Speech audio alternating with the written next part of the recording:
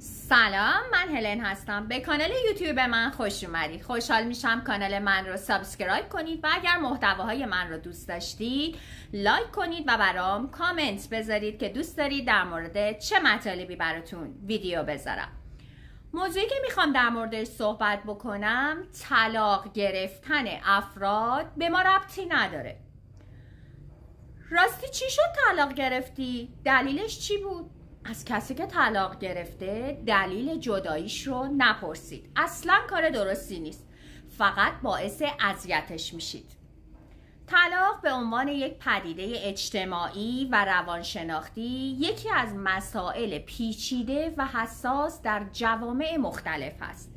توی بسیاری از فرهنگ‌ها جدایی و طلاق به دلایل مختلفی اتفاق میفته که ممکنه کاملا شخصی و فردی باشه. توی همین راستا یکی از موضوعاتی که به ویژه در حوزه روانشناسی اجتماعی و ارتباطات بین فردی مطرح میشه بحث دخالت دیگران در مسائل شخصی افراد از جمله طلاق و جدایی اونهاست.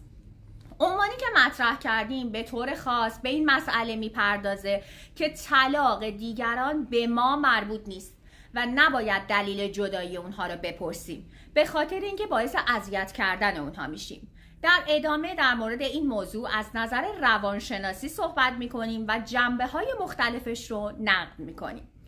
طلاق و حریم شخصی. اولین نکته‌ای که باید در نظر بگیریم اهمیت حفظ حریم شخصی افراده.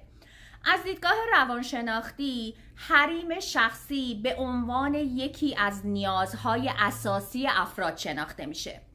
این حریم شامل اطلاعات شخصی و خصوصیه که فرد تمایل داره اون رو با دیگران به اشتراک نگذاره. در واقع هر فرد حق داره که جزئیات زندگی خودش رو تنها با افرادی که به اونها اعتماد داره در میون بگذاره. طلاق یکی از اون مسائلی هست که معمولاً افراد نمیخوان اون رو به طور عمومی مطرح بکنن، زیرا ممکنه با احساسات منفی مثل شرم، ترس از قضاوت یا حتی بازسازی روحی پس از جدایی درگیر بشن. اگه دیگران با کنجکاوی‌های بیمورد یا پرسش‌های ناخواسته به دنبال دلیل طلاق فرد باشن، این میتونه به حریم شخصی و روان فرد تجاوز بکنه. تو این حالت افراد ممکنه احساس فشار و اضطراب بکنن به خاطر اینکه از اونها انتظار میره که به سوالاتی پاسخ بدن که ممکنه اونها رو توی موقعیت آسیب پذیری قرار بده. این امر میتونه باعث بشه که فرد از نظر عاطفی رنج ببینه و حتی بر فرایند بازسازی خودش بعد از طلاق هم تأثیر منفی میذاره. فشار اجتماعی و قضاوت. یکی دیگه از جنبه‌های مهم این موضوع فشار اجتماعیه که اغلب به دلیل طلاق بر فرد وارد میشه. توی بسیاری از جوامع طلاق به عنوان یک موضوع تابو و یا مسئله منفی در نظر گرفته میشه و افرادی که طلاق گرفتن ممکنه با قضاوت‌های منفی و حتی برچسب‌های نامناسب روبرو بشن. این قضاوت‌ها میتونه شامل اتهامات ناعادلانه مثل شکست در زندگی مشترک یا عدم توانایی در حفظ رابطه باشه. پرسیدن دلیل طلاق از فرد در واقع میتونه نوعی تایید ضمنی این نوع قضاوت‌ها باشه. به عبارت‌های دیگه با پرسش از دلیل طلاق این پیام به صورت غیر مستقیم منتقل میشه که طلاق به خودی خود نیازمند توضیح و توجیه هست، در حالی که این حق هر فرد هست که زندگی خودش رو به شیوهی که براش مناسبه پیش ببره. این قضاوت‌ها میتونه تأثیرات عمیقی روی روحیه و سلامت روان افراد داشته باشه. افراد طلاق گرفته ممکنه احساس تنهایی و انزوا بکنن و اعتماد به نفس اونها کاهش پیدا بکنه. از طرف دیگه اگر محیط اجتماعی پیرامون اونها به جای حمایت به دنبال کنجکاوی و قضاوت باشه، این احساسات منفی تشدید میشه. در نهایت چنین رفتارهایی میتونه فرایند بهبود و تطابق با وضعیت جدید رو برای این فرد خیلی دشوارتر بکنه. جایگاه همدلی و حمایت. یکی از مهمترین موضوعاتی که از دیدگاه روانشناختی میتونیم بهش بپردازیم نقش همدلی و حمایت اجتماعی در زندگی افراد به ویژه در مواقع بحران از جمله طلاق هستش. همدلی به این معناست که بدون قضاوت و پیش داوری به احساسات و تجربه های دیگران احترام بذاریم و سعی کنیم وضعیت اونها رو درک بکنیم. اما همدلی به معنای ورود به حریم خصوصی دیگران نیست، بلکه به معنای ارائه حمایت عاطفی بدون فشار و یا توقع هست. در فرآیند طلاق فرد ممکن هست با احساسات پیچیده‌ای مثل اندوه، خشم، اضطراب و یا حتی امید به آینده مواجه بشه.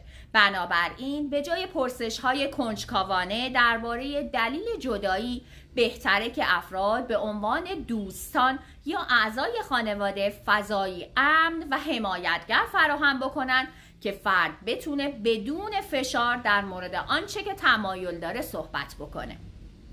اگه فرد احساس بکنه که مجبور به توضیح دادن یا دفاع از تصمیمات خودش نیست، ممکنه بیشتر احساس امنیت کنه و تمایل بیشتری برای دریافت کمک داشته باشه.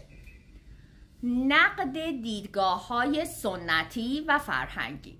توی بسیاری از فرهنگ‌ها به ویژه جوامع سنتی تر، موضوعاتی مثل طلاق به طور مستقیم با ارزش‌های خانوادگی و اجتماعی گره خورده. توی این جوامع ممکنه از فرد طلاق گرفته انتظار بره که دلایل جدایی خودش رو توضیح بده تا بتونه از فشار اجتماعی رهایی پیدا بکنه. این انتظار میتونه به نوعی خشونت روانی و اجتماعی تعبیر بشه که فرد رو مجبور به بازگویی جزئیات دردناک یا شرم‌آور زندگی شخصیش میکنه. وقتی دیدگاه‌های سنتی از منظر روانشناسی نشون میده که این فشارها نه تنها کمکی به فرد نمیکنه، بلکه میتونه فرایند تطابق روانی و عاطفی اون رو با وضعیت جدید دشوارتر بکنه. به عبارت دیگه نیاز به دخالت در زندگی دیگران و پرسش از مسائل خصوصی اونها به ویژه در موضوعات حساسی مثل طلاق نه تنها ضرورتی نداره، بلکه میتونه آسیبزا هم باشه. تأثیرات منفی کنجکاوی‌های بیمورد. کنجکاوی‌های بیمورد درباره دلایل طلاق میتونه تأثیرات منفی زیادی داشته باشه. از جمله این تأثیرات میتونه به افزایش استرس و اضطراب فرد اشاره بکنه. افراد بعد از جدایی در حال تجربه یک تغییر بزرگ توی زندگی خودشون هستن و این تغییر ممکنه با احساسات منفی زیادی همراه باشه. پرسیدن از دلایل طلاق به ویژه زمانی که فرد هنوز در حال پردازش این تغییره میتونه باعث بشه که فرد مجدداً با احساسات دردناک خودش مواجه بشه.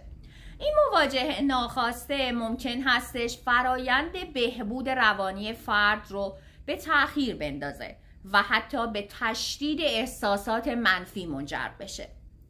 علاوه بر این چنین پرسش هایی ممکنه فرد رو مجبور به توضیح دادن و یا دفاع از تصمیمات خودش بکنه که این امر میتونه به کاهش احساس ارزشمندی و اعتماد به نفس اون منجر بشه. از سوی دیگه ممکنه فرد احساس بکنه که تحت فشار هست تا اینکه دلیل طلاق خودش رو به گونه‌ای بیان بکنه که دیگران اون رو تایید بکنن که این نیز میتونه به گونه‌ای تحمیل اجتماعی تبدیل بشه.